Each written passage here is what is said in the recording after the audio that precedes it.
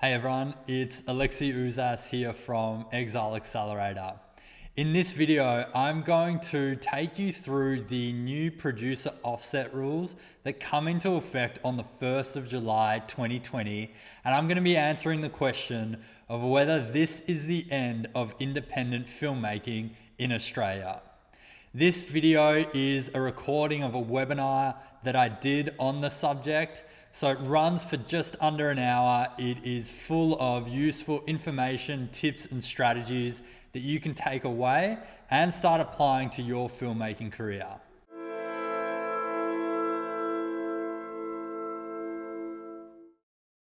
Okay, let's get into it. Hello everyone, welcome to the webinar. The title of the webinar is New Producer Offset Rules. Is this the death of independent filmmaking in Australia? I'm excited to be delivering this webinar to you, mainly because it's an area that if you are a filmmaker in Australia, I have no doubt that you saw the rules that came in a couple of weeks ago. And if you're like me, your first reaction was probably like, oh my God, this is the end of film in Australia. So I'm excited because what this webinar will hopefully do is firstly take you through just exactly what those changes are and what they mean for you, but then also give you a framework through which you can create your own strategy dealing with the new changes and moving forward in the new environment. These changes are going to come into effect from the 1st of July next year. So there is time to kind of plan and think ahead and make any adjustments to the work that you're doing now so that when the 1st of July comes around, you're kind of ready to move into the new environment and with the new rules. So with that, let's get started. The webinar will probably run for about 30 to 45 minutes. I'm going to try and keep it as short and sharp as possible. Like I said, if you do have any questions, just hang on to the end. So the first one is just who the webinar is for. So it's for feature filmmakers who are genuinely concerned about what the future of filmmaking looks like in Australia. So as I mentioned before, if you saw the news a couple of weeks ago and you were immediately concerned, which I know a lot of filmmakers were, even established producers came out in the media and expressed some serious concerns. There was an article that went out that said it was the death of filmmaking in Australia. So if that's you, then this webinar is definitely for you and will hopefully put some of your concerns at ease. It's for short filmmakers who are ready to level up in their careers and now they feel uncertain about what to do. So this is probably a category of filmmakers that has been overlooked at this time, because I know if I was coming out of, I never went to film school, but if I was coming out of film school at this stage, and I know for a lot of people that go through film school, it's to make films, right? Rather than necessarily just to make online content or TV. Their intention is to be a filmmaker. So you may be feeling that the opportunity that you felt you had before is kind of doesn't exist for you anymore. It is for established filmmakers who want to break free from the old rules related to the producer's offset. So even if you're an established filmmaker and you have been operating with the current producer offset rules, you may be ready to break free from both the old rules, but potentially even the new rules that have been implemented to do with the producer's offset. And I'm going to take you through how you can do that. It's also for any writers, directors, producers, actors who want control over their careers. So if you're on this webinar, it's likely because you don't want your fate to just be left to someone else, right? You want control over what you're doing. You want to be able to create your own work and build a career in the film industry. So in the next 45 minutes, I'll take you through what are the changes. I'm going to address the questions. What are the changes to the producer offset rules? Why were they made? How do they impact independent filmmakers? Is there an upside? And where do we go from here? I'm also going to take you through Exile's strategy post 1 July 2020. So I'm going to take you through the new strategy that I've put together over the last 2 weeks for Exile Productions, which is the production arm of Exile Entertainment. And I'm also going to show you how to create your own strategy for moving into this new, I'll call it this new age or this new era of the producer offset rules. So it is going to be everything that you need to know about the changes to the producer's offset and what you can do as a filmmaker to navigate the new environment. So some quick house rules for the webinar. If you're looking for advice about TV or how the producer offset relates to TV, you're definitely in the wrong webinar. I am going to touch on TV very briefly during the webinar, but I'm not going to focus on the changes that were made to the offset rules that affect TV. Like I said earlier, if you have a question, hold on to it until the end of the webinar, as I will hold a Q&A session. If you're enjoying the content that I'm going through, throw up a number 1 in the chat box and I can continue to elaborate on it.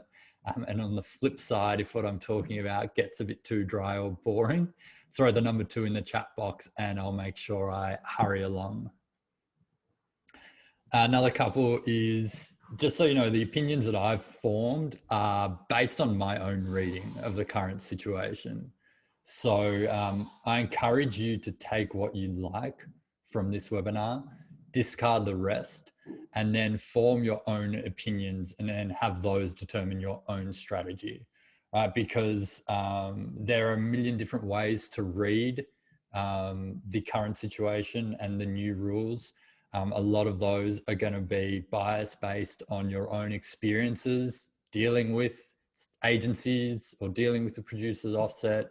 And what I would suggest is, as much as possible, to take the emotion out of it, because it's very easy to get sucked into, why were these made? What are the real reasons behind why they were made? But I think none of that really helps. So it's important to just look at the cold facts, form your own opinions, and then determine a strategy that you can move forward with. So, quick introduction for those that don't know me. My name is Alexi Uzas. I'm a feature film producer. I've had films premiere at festivals like Venice and Clermont-Ferrand. I've produced 4 films as a lead producer. I've closed finance on another 4. I have 2 financed and ready for production. Both got delayed due to COVID. I've distributed over 20 films in Australia and New Zealand and into other territories. And that's all in the past 5 years. So I've accessed the producer offset on 3 feature films as a producer and distributor. I've also been involved in other films that have accessed the producer's offset. I also specialize in helping filmmakers finance, produce, and distribute their films through my accelerator program, which is called Exile Accelerator. All right, so let's get into it. Number 1 is, what are the changes to the producer offset rules? So here is a table that outlines all the changes that relate to the producer offset rules, but the arrows are the ones that relate specifically to TV, or the large arrows are. The smaller arrows relate to, still can relate to TV, but I'm not going to go into as much detail on those points, because they're not as relevant when it comes to the impact that these changes are going to have on financing independent films. So just to run you through these quickly, I'm sure you're aware of these, but the first one is that the rate for the producer's offset for feature films is going to decrease by 10% from 40% to 30%. The minimum qualifying Australian production expenditure, known commonly as QAPE, is going to increase from $500,000 to $1 million. The Gallipoli clause that allowed some costs that were incurred outside of Australia, like on Australian cast and crew, to be claimed as QAPE, that's being removed completely. The other one is under all 3 of the offsets. So there's the producer's offset, there's the PDV, and there's the location offset. Under all those, overheads are going to be no longer eligible expenditure. So up until this point, as a production company, you've been able to include 5% of your total budget as overheads, and that would be QAPE. So you'd get 40% of that figure. So let's say your overheads were 100,000, you'd get 40,000 of that as QAPE. In addition to that, you could actually invest a portion up to 100% of those overheads into the production as a production company, which essentially meant that you were getting 40%, like on 100,000, you were getting 40,000 back just through the overheads mechanism that existed. So that's now been abolished. The two smaller ones that I have there is the PDV offset, that's going up from 500,000 to $1 million. And the last one is that there's no longer going to be an uncapped expenditure on Australian copyright. That's now going to be capped at 30%. That relates more so to documentaries than like narratives, but it's just important to know that as well. Okay, so big question is, why were they made? Because I think asking this question helps us understand and in a way come to terms with why these changes have been made, and how we can move forward. So the first, and I think the major reason, is simply market forces. So if you look at when the producers offset came into legislation, which is over 10 years ago now. I mean, Netflix hardly existed back then. It was probably still a DVD company predominantly. DVD as a source of revenue for distributors was a huge moneymaker for them. And in a lot of ways, it propped up their ability to release films theatrically as well, because that they knew that the revenue from DVD would be so significant. And now what we've seen, of course, with Netflix and the rise of streaming is that that DVD market has just disappeared. The amount of people going to cinemas is decreasing in certain age brackets, predominantly like the younger demographic. And so what we've seen is a shift from those old distribution models and those old ways of generating revenue for films to a completely new revenue. And so in a lot of ways, like, the legislation for the producers offset is old, and it was definitely in need of a revamp, right? It was created in a market that is completely different to the marketplace that we now find ourselves in. And it is important to know that and to kind of understand that. And to also know that legislation isn't easy to change, right? So it's not like Screen Australia can simply change legislation each year, you know, without too much friction. Changing legislation takes buy-in from, you know, the political parties at the highest level. And so it takes time, right? It's something that is not easy to kind of just adapt and run through. So these changes have been coming for some time. I would say at least for the last 5 years, there's been talk of the producers offset rules changing. And of course, it really is just, you know, it's due to this rise of streaming platforms. That is the main reason behind it. Like I said, the distribution avenues that existed 10 years ago either don't exist today or have completely changed. So one of the main pieces, I think, of the outdated legislation was definitely the theatrical requirement for film. So if you wanted to access the producer's offset, you needed to have a deal with an Australian New Zealand distributor, and they had to have the intention to release the film theatrically. And that is it's not only is it outdated, but in a lot of ways, I think it meant that films received theatrical releases that probably shouldn't have, given the market has changed so much and given the rise of streaming and online. There's a lot of films that really probably shouldn't have been released theatrically, but they had to be. And so this created, I think, a real issue in the industry because, yeah, it meant distributors were having to put up money and to release films theatrically that really, the kind of market potential just wasn't there for them. There was also, I think, a cultural shift to TV and online. So the CEO of Screen Australia has often said that when he looks at online particularly, but also TV, their KPIs in terms of diversity and in terms of gender equity, they're hitting, if not surpassing, those KPIs. With film, they're lagging behind massively. Now, I can't really comment on why that is, but it's certainly something that is going to inform their decision making, because hitting those KPIs is extremely important to them as a government organization, and more so in the current environment that we find ourselves in. And I think finally, the reality is that the changes are less about film and more about TV.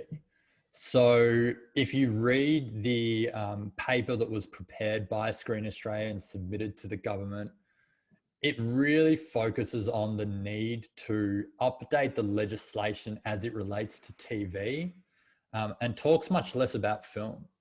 So really, I think the changes that were made are much more focused on TV and making Australian dramas and Australian TV producers more competitive in this new environment than it is about film. So what they've done in terms of TV is they've modernized the content quotas. They have increased the offset. So while film's gone down from 40 to 30, TV's gone up from 20 to 30. And they've removed the 65-hour cap on qualifying expenditure for series. So there used to be a cap. 65 hours was all you could claim in terms of qualifying expenditure under the offset. They've now removed that. So there's no limit on the amount of qualifying expenditure that you can claim under the offset for a TV series. But to make these changes, there is budget considerations that would have to be made. And so I think what really the changes are about is making Australian drama and producers more competitive when it comes to TV. One of the issues that we have, more so I guess now with streaming, is just our access to content and to international content of a really high production value. It's like at our fingertips now. So if we want to compete at that level, then we need to basically have the regulation that allows us to compete. And so, but yeah, of course, if TV is going to go up, then there's only so much that is going to be available for the offsets. And so if TV is going to go up to 30, it would make sense that film would come down to 30 because they're going to need to make those savings in other places. So I think it's a combination of all these things. I don't think it's necessarily just one of these things, but I do think TV and just the fact that this legislation was made so long ago, and it was really in need of a revamp, are the kind of two major factors. So now we want to take a look at, well, how do they actually impact independent filmmakers? So what I've done is put together a couple of different examples of finance plans to show you the actual financial impact that these changes are going to have on independent filmmakers. So the first one is just having a look at the 10% reduction in the offset and the removal of overheads. And so what I've done is I've taken a budget over $1 million, and on the left-hand side, I've applied the existing model. So there's a 40% rebate, and you can see that the overheads, which are 5% of the total budget, have been reinvested at 100%. And then on the right, I have a model where it's the 30% offset and no overheads are reinvested. So you can see that on this model, there's a $165,000 difference in the two models. So if you're going to be making this level of film under the new model, you basically have to come up with another $165,000. Now, I haven't, in these models, gone through the different ways that you could make up these finance plans, because what I want to show you is really just like the net result. So that's what it looks like with just those two changes. And I mean, on 1.2 million, that's over 10%. That's about a 15% difference that's been created from that, from just those two. Now, if we also add the minimum spend in there, because you would have seen in that last one, I was looking at $1 million budget, but up until now, you've been able to make a film as an independent filmmaker from $500,000 up and accessing the offset. So on this version, I'm looking at, well, what does it look like if you were making a independent film for the minimum amount that applies to the offset at 500,000 and then $1 million. And so you can see on the left that you could basically, if you had a budget of 650,000 and you had 40% coming back from the offset, and then you were reinvesting your overheads, you'd need to come up with about just under another 400,000. But if you're going to do that on the new model, then, and you have the producer's offset and no overheads, plus you need to go over the $1 million, then you need to come up with 885,000. So that's a massive difference. That's a difference of $487,500, which, you know, on the existing model is almost 2/3, or it's about 2/3 of the budget. So this is where the real impact lies. I think that the change of moving it from 500,000 to $1 million is going to completely change the face of independent filmmaking in Australia. And then, of course, there's the removal of Gallipoli. So if you shoot a film outside Australia, none of your spend, even if it's on Australian cast and crew, will qualify as QAPE for that component of the shoot. So I'm producing a film at the moment that's set in Greece. We were successful in getting a provisional certificate for the producer's offset, which meant that we qualified for the 40%. So when we go to Greece, the fees that we're incurring while we're in Greece will qualify as QAPE.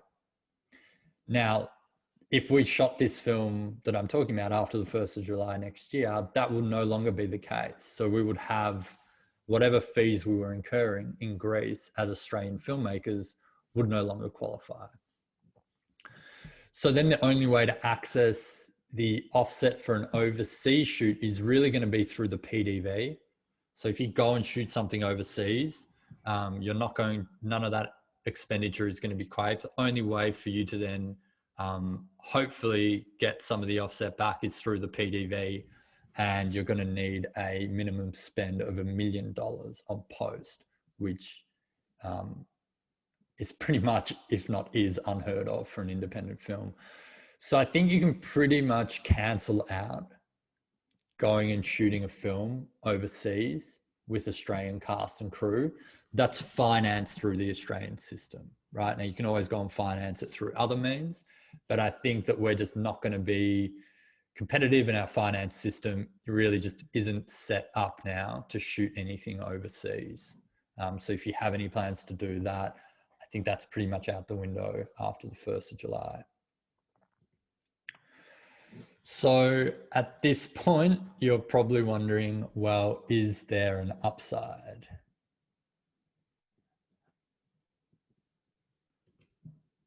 Well, there is somewhat of an upside. So the first is the removal of the theatrical requirement.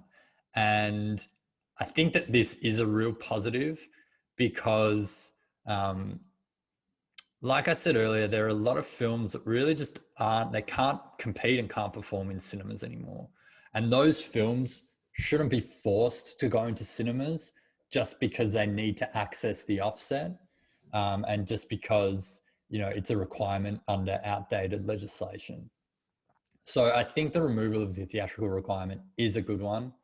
And so that is one positive that I think we can take away from it. The next is that there is going to be $30 million in additional funding that is going to be provided to Screen Australia over the next 2 years. So that is something, you know, $30 million is a decent chunk of money. Now, I don't want to go into, I'll touch on this a little bit later, but of course, you know, that funding is going to be administered by Screen Australia, so not everyone is going to be able to access it, and it's going to come with all the pros and cons of, you know, having to access funding through agencies. There's going to be $3 million over the next 3 years for screenwriting and development. I think this is a really great initiative by Screen Australia. I do think that probably one of the weaknesses that we have in Australia is on the screenwriting and development front. It's very difficult to access development funding. It's pretty much impossible to access development funding outside of agency funding. And those funds are limited, right? Those are limited resources. So I think by investing in this stage, the development stage, is something that's going to be hugely beneficial. The other upside, which is kind of how I like to look at it, is that it is forcing our hands as producers. So, you know, I guess one thing that having the producer offset available with a minimum spend of $500,000 was that you could kind of get away with making films that weren't hugely commercially viable. And I think that by increasing the minimum spend to $1 million, there's absolutely no doubt that your film has to be commercial on paper. So it's not going to be something that is going to be execution dependent. Like on paper, your film has to make sense commercially. And I think that is a good thing, because I do think that there, you know, in Australia where there is a lot of agency funding, a lot of government funding, unlike it somewhere in the US, for example, there is less of a focus on being commercial. And there's probably less of a focus on, on producing films that we know can generate a profit. And so I think this forces our hands in a way. And on the flip side, it's, if you're not going to be able to make a film for $1 million, then you're really going to look at, well, how much finance can I raise privately or self-finance? And how much can I make back, right? You're going to start thinking about, well, what is the potential ROI for a film? How commercial is this film? And does it make sense in the marketplace? So in a way, I think that this is something that we should think of in a positive light, because being more commercial is going to make us more competitive as well. So we want to now have a look at, well, where do we go from here? So I think from here, really a lot of it is dependent on the attitude that you want to take and kind of the mindset that you want to adopt moving forward. And this image kind of highlights that, because it's either, you know, you can take the pessimistic view and start thinking about all the reasons why this is bad for filmmakers, and why, you know, our careers have been crushed, and the reasons why people have made these decisions and whether the decisions make sense. I mean, you could go into a rabbit hole trying to work out whether these decisions that were put forward by Screen Australia or the recommendations were the right recommendations. But really at the end of the day, that kind of gets you nowhere, because if you take that approach, then it's going to be very hard for you to try and adapt to and then thrive in the new environment. So really the starting point for me is you have to try and look at the positives that you can take away from these new rules, because they're not going to change. Like, these new rules, they're coming into effect from the 1st of July. They're legislation. As we've said, legislation is very hard to change. It takes a long time. So they're likely going to be in place for some time. So the best thing that you can do is try and look at the positives from these new changes, and then move forward trying to be as optimistic and trying to play to those positives as much as possible. So the way that I've kind of see things moving forward is really there are four ways that you can move forward from here. This is by no means a definitive list. You might have thought of some other alternatives, but these are kind of my reading of it. So the first is making micro budget films with an established audience. So in my view, there's nothing wrong with making a film for $50,000 or $100,000 or even $10,000 if you can make something, right? The most important thing that you can do as a filmmaker is be making films. And so if you can make a micro budget film with an established audience, and what I mean by an established audience, you want to be thinking of, either like a documentary film where there's an inbuilt audience due to the subject matter that you're covering, or a genre film, like a horror film, right? Like a low budget horror film, where again, there is a built-in audience, and making films as high quality as possible, but just on a much smaller budget. Now, one of the things that I'm going to go through with you on this webinar is the films that I've produced. And really, it is difficult for Australian films to make money, not just in Australia, but internationally. And so one of the things that you can do as a producer is minimize your risk as much as possible and minimize the risk to your investors. And one of the best ways of doing that is decreasing your costs. So making a micro budget film makes sense commercially, because you're protecting your downside. The next option is, so we're basically going to go from micro budget to over 1 million, because there's basically there's no ability to finance anything in between. And I would argue that if you're going out and raising like $500,000 to make a film, an independent film in Australia, then you're putting your investors at a massive risk. And so I would really highly recommend against doing that. I think you either want to be looking at, like I said, doing something super micro budget, or then trying to go over the $1 million and accessing the offset. So you could make a film, and I've got 1.25. And the reason I have 1.25 and not 1 million is because your qualifying expenditure needs to be over $1 million. And things like contingency, which is usually 10% of your above and below the line, and your finance costs, they don't count as qualifying expenditure. So your budget and your qualifying expenditure are usually two different figures. So I've created a buffer there. So I'm just using 1.25. It could be 1.2. But the model there is basically having no agency funding, making a genre film with Australian and international cast.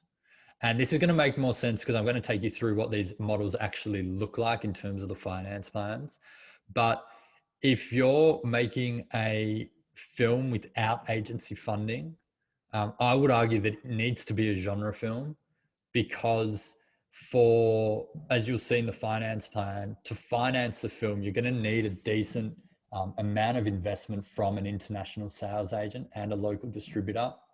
And typically the best films that do sell, or kind of the proven films, are genre films.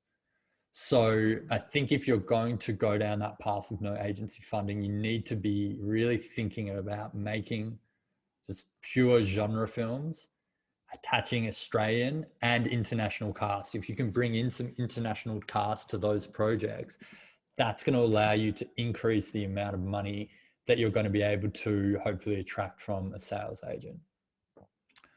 The next is, say, a $1.2 million plus film with agency funding. So this is kind of like the typical agency funded film. It's a well-established director or audience. It's usually, in the case of Australian films, a drama film with a bankable Australian cast. So, as usual with agency funding, they want to see Australian cast attached as opposed to international cast. So I see this model as being, you're seeking Screen Australia funding, state funding, you have a director with some sort of track record, your audience is really clearly defined, because I think that for them to fund films now, there's going to be a much higher bar in terms of whether those films are commercial. So you really need to be clear about who your audience is. Again, I think genre films have the best inbuilt audiences, but at the same time, agencies don't typically fund as much genre. I know that's, I'm not making that as saying that as like a generalization, but I think that's typically the case. So if it's going to be drama, then you need a real bankable Australian cast, because as I'm going to show you in the finance models, again, you need some decent money coming in from overseas and from your local distributor. And the only way to guarantee that with a drama film is with cast. And then, of course, there's TV and online, and we'll touch on those in a bit more detail. But again, when we talk about like forcing our hands as producers, I can tell you from my own personal experience, I'd been looking at getting into TV and was wanting to eventually start producing TV as well as film. But that has just now gone up in my kind of priority list, and it's going to start getting more attention and more resources from me and from the company. So let's just have a quick look at what some of these models would look like. The first is Microbudget. So let's say you make a film for 100,000. This is, I mean, there are many ways to skin this cat, but this is just an example. So for example, you could go raise $50,000 from a private investor and self-finance 50,000. You could raise 100,000 from a private investor. You could make the film for 50,000. So there are different ways to do this, but I think what's important to note here is that the finance that's going to come into these micro-budget films is mainly going to be a producer's contribution and a private investor. What I haven't put in here is things like in-kind support or just the resources that you have available. That's something that I'll touch on a bit later in the webinar. The next is the $1.25 million finance plan with no agency funding.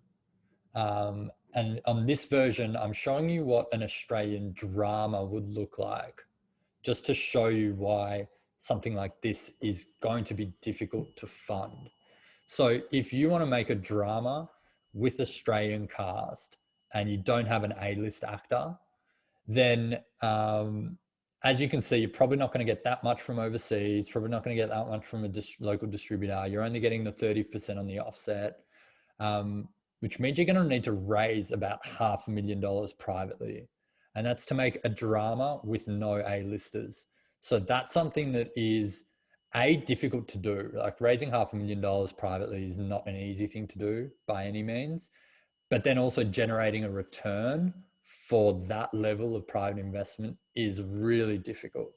So this is the area where I see like these films kind of just not working from a finance point of view.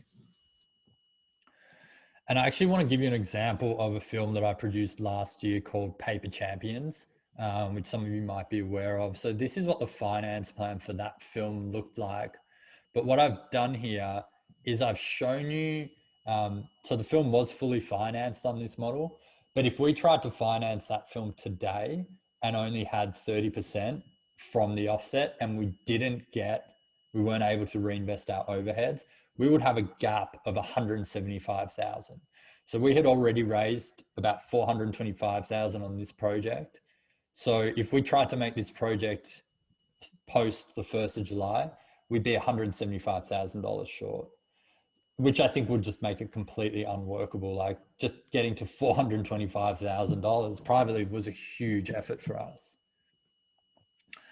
So then the next option with having no agency funding is to go down the genre route and attach international cast or some level of international cast with your Australian cast. And so what this could look like, again, these are just finance plans I've put together. There are so many ways that these end up actually falling into place, but is, being able to get an advance from a sales agent of around 200 to 250,000 US. Now, again, that's not easy to do, right? So you would need some serious cast in there, but at least if you're making a genre film, there's also a level of commercial potential that the film has. You'd still probably need about 100K from an Australian distributor. Not easy to do again, but if you've got a decent level of cast now and it's genre, those discussions become much more possible. Your offset's gone down to 30%. I'm not including any agency funding in this. You're reinvesting about 100K through producer fees. Your post house is still reinvesting. And so you'd also still have to raise around 235,000 privately. So even on this model where you're making these genre films, there is a level of private investment that needs to be raised to make these work.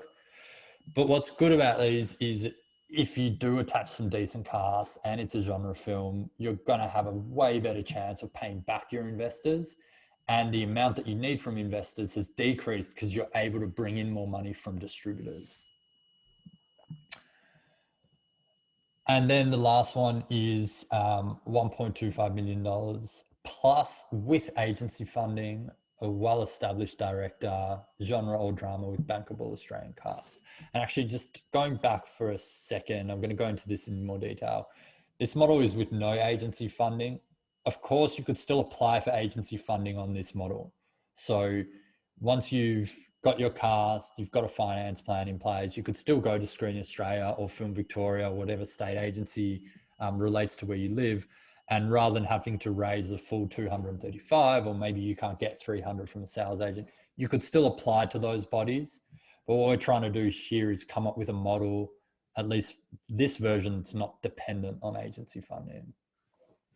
So then when we go back to the agency funding model, I've taken, you can see that the Australian distributor and sales agent amounts are the same. But what I've done here is I've added the state agency in at 10% of your qualifying expenditure, and Screen Australia at 500,000, which at the moment is still a grant. So you'd be going in for their grant level, which basically means that for those that don't know, it doesn't have to go to a full committee meeting. Usually just the head of production and the CEO can make the decision. And grant level is really good for early stage filmmakers that aren't fully established. Even for myself, having made 4 films now with 2 others ready to go, as much as possible, I'd always be trying to stay under grant. Doesn't always work, but that's the aim. So on this model, if you did get all the agency funding, you wouldn't need to raise private investment and you could make a film for about $2 million. So now that I've run you through those options, I want to take you through the strategy that I'm going to be adopting at Exile. So really, we're going to focus on these 3 things: micro budget films with an established audience. So we're going to be looking at documentaries that are about like social issues where there is a kind of dedicated and hungry audience, or films like narrative films with a clearly identifiable audience to target. And so really those are like genre films, you know, horror films, thrillers. We're kind of looking at crime, but that's much less established. I would say like horror and thriller are the 2 main ones to look at. And, you know, from my end as a producer, I really have no issue making micro budget films. Like if I could make 1 or 2 films a year that were micro budget, I'd be more than happy to keep doing that, because I do think that you can make a high quality film on a micro budget, and that film can perform, it can get into major festivals, and it can generate a return. And I think really what you want more than anything as a filmmaker is to have some sort of sustainable system or sustainable model for making films. So the micro budget version is something that I'm definitely interested in and will be pursuing post the 1st of July. The next one will be the $1.25 million film that's not reliant on agency funding. Of course, I would always leave the option open to apply for agency funding, and I think I always would. But the finance plan is not going to be based around that. So it would be a genre film, and it will have international and Australian cast. So it will be something that's very much tailored to sell well overseas. Knowing that I would likely still need to raise a couple $100,000 privately to get those films into production, they would require a lot more work than the micro budget films, just in terms of you're going to have to apply for the offset still. You're going to need to attach cast. You're going to need to bring in sales agents and distributors. So they're going to require a lot more effort. But of course, you've got a much bigger budget. So that'll be the second type of film that we'll be working on.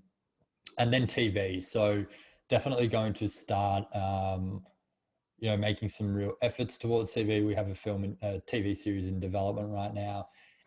I'm not making the switch though to TV. I'm not kind of suddenly going, oh my God, film's over. Like I have to just do TV now, because I think TV also comes with a lot of inherent like difficulties as an independent producer. So for example, with TV, the way that they're usually financed is that the streaming platforms or the networks put up the bulk of that money, and the budgets are usually quite large.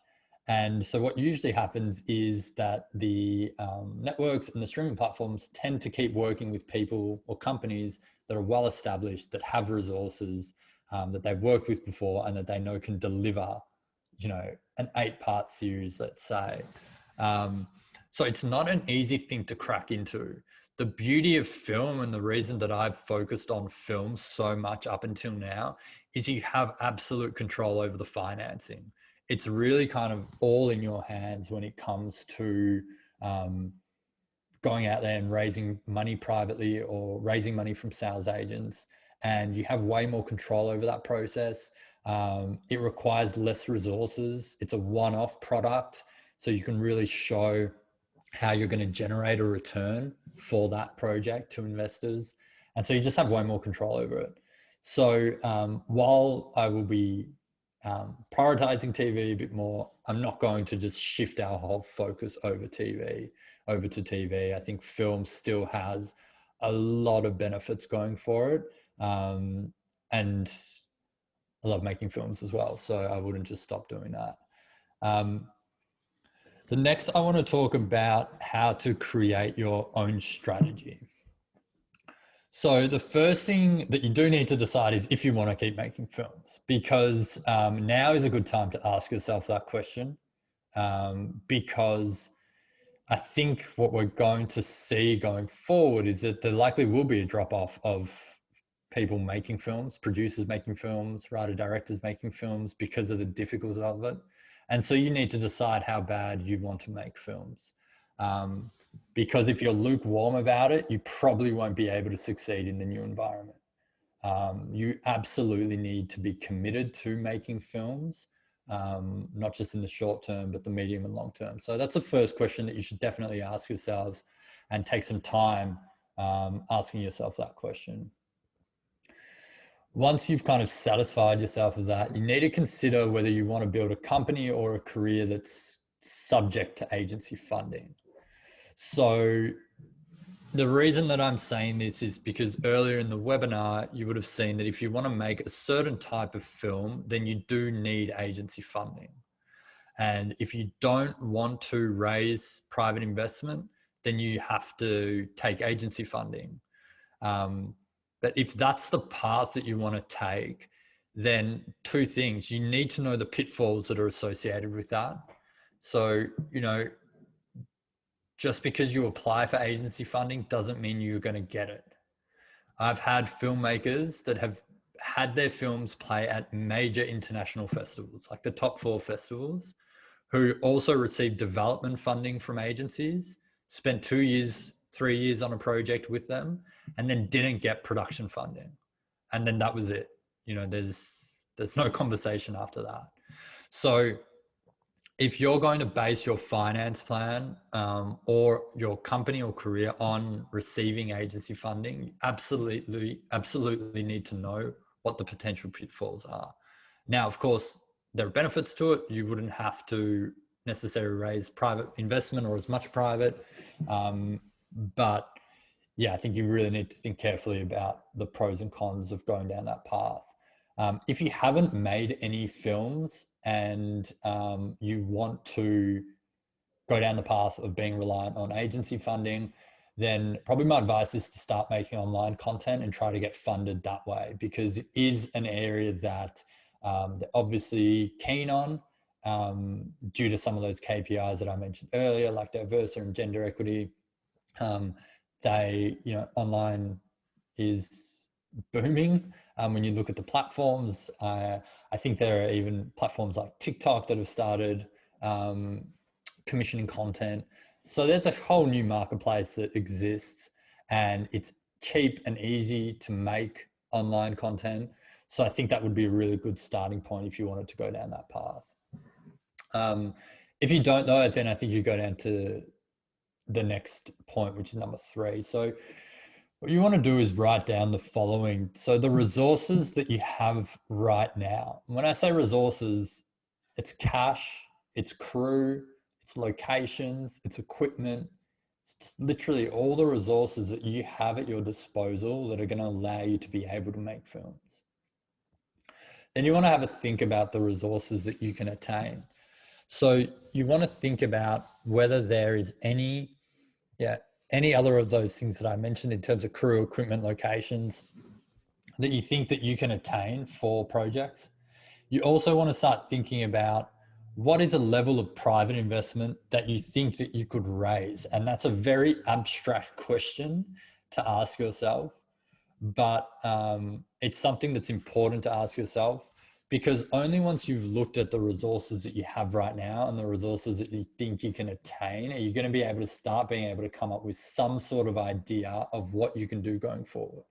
So I know with some level of certainty or confidence that if I'm going to make a $1.25 million film, that's a genre film, that I have that I have relationships with creatives who are capable of writing something that is high quality, that I have the relationships and that I have the experience attaching cast to be able to do that I have the relationships with sales agents and distributors to be able to attach those people to the project, and that I can raise private equity.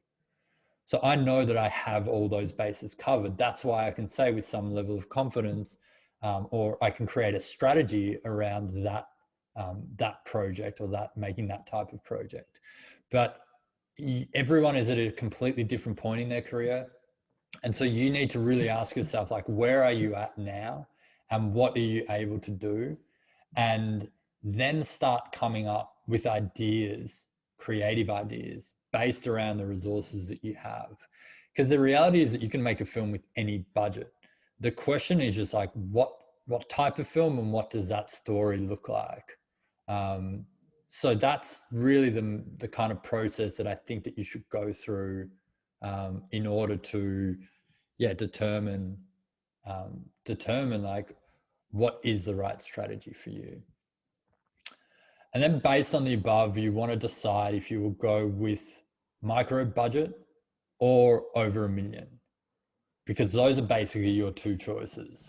And then once you decide that, you don't want to look back. You just want to make that decision and then start going for it. Because again, as a filmmaker, there's nothing more important than actually making films. So the sooner you decide on what your strategy is, the sooner you can start implementing that strategy, and the sooner you can try and get films into production. So here is what my pathway looked like in terms of films. And I wanted to show you this so that you can get an understanding of what that looked like for me when I was starting out. So my first film, Plague, was made for around $150,000, and that was self-financed with my two partners, they were the two co-directors of the film. So there were 3 of us contributing equally to finance that film.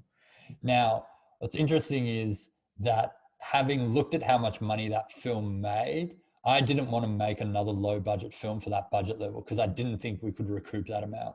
So I actually made West of Sunshine for a production budget of $55,000 cash, because that's what I thought that we could realistically, like, that's what I thought a worst case scenario looked like. And so because we made that film for such a low budget, it then got into Venice. We did get Screen Australia funding for completion.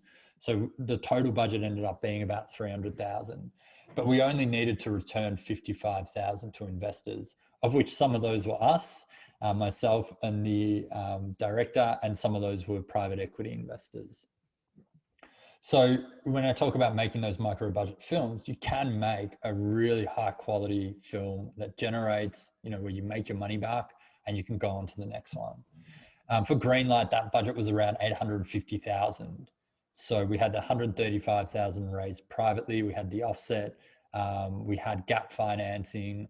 had distribution advances, the works. It was an offset film. But basically that film couldn't be financed at that level anymore. So I'm just going to check the chat here. I see a few things coming through. Okay, good. All ones haven't got boring yet. So that film would not have been made, greenlight, after, or wouldn't be able to be made after the 1st of July next year. Now, so what we would have to do is make that budget on make that film on a micro budget, which I do think could have been doable had we structured the film in a different way, right? We could have shot on different cameras. We could have changed the way that our production schedule works. So that, if we knew going into it that it would be a micro budget film, I'm confident that we could have still made that film and still made it at a really high level. And then Paper Champions. So that was 1.4. We raised 425 privately, or my co-producers did. So that film is still doable, but like I showed you earlier, it requires more equity now. Like you would need to raise about $500,000, and it's hard to raise that much private equity, and it's hard to recoup that much money for a film. So I just want to show you that, because a lot of people, I don't know, maybe get think that you can't make a high quality film on a low budget. I really think you can. I think you can make a very high quality film for a micro budget that can get into major festivals, that can hopefully propel your career as a filmmaker, and importantly can return money to investors or to you if you self-financed it. So basically where you're at now is, if you're making a micro budget film or a $1 million film with no agency funding, you do need money. So your two options that I've taken you through are self-financing it and raising private equity. So yeah, these are your two options. You've got to self-finance or raise private equity, or do both on the micro budget. On the $1 million plus with no agency, you're going to have to, again, self-finance part of it, raise some private equity, as well as bring in sales agents and distributors. Hey everyone, thanks for checking out the webinar. I hope you found it useful and you're able to take away some tips and strategies that you can start applying to your filmmaking career straight away. If you like this video, hit the like button, subscribe to this channel so that you can be notified when we post a video. And I'd love to hear your thoughts in the comments, and also hear about what strategies you're going to adopt come the 1st of July, 2021. And in case you don't know, I run a program called the Producing Accelerator that helps filmmakers execute their creative vision by teaching them how to finance, produce, and distribute their own films. So if you're interested in joining that program or learning more, follow the link in the description to sign up. You'll be speaking with me or a member of my team, and we'll be working out exactly where you're at with your project, where you want to get to, and if our producing system is the right fit for you.